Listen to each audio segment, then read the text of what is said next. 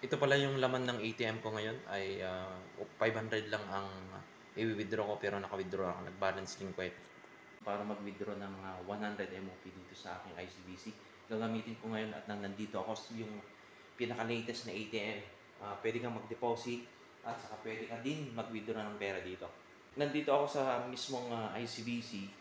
Meron siyang dito, emergency kit na pwede. Start na akong mag-withdraw sa aking ICBC at 100 MOP lang yung withdraw ko dito. Unang gagawin guys ay makikita mo yung ATM ay nauna dapat itong SIM card niya, ATM. Papasok mo lang siya.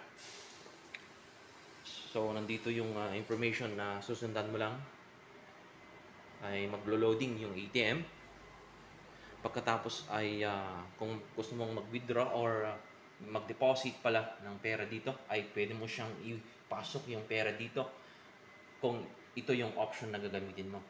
Dahil gagamitin ko ay cash withdraw, pipindutin ko lang to. Tapos continue.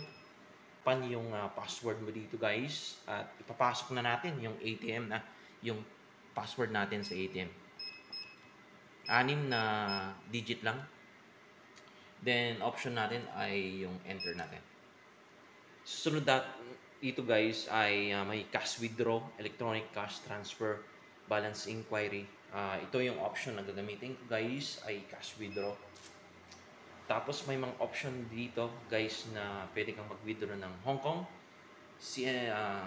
Hong Kong money or CNY or Yen money or MOP. Ito yung withdraw ko guys dahil 100 MOP lang yung withdraw ko. So 100 MOP. May option dito guys, both 100 ay 500 notes are available. Hindi ka pwedeng maka-withdraw. So ang option ko ngayon guys ay magwi-withdraw ako ngayon ng 500 sa aking ATM. So 500 papasok ko dito. Tatype mo yung 500 dahil walang option na 100 dito. So 500, ang last option mo guys ay enter. Yan na, maglo-loading na yung ATM at napakasimple lang at kukunin mo na yung pera dito. Maghihintay ka lang. Pasensya na guys, 100 lang yung withdraw ko. Kung balance, magbabalance ako. Titignan ko guys kung magkano yung remaining na balance ko dito.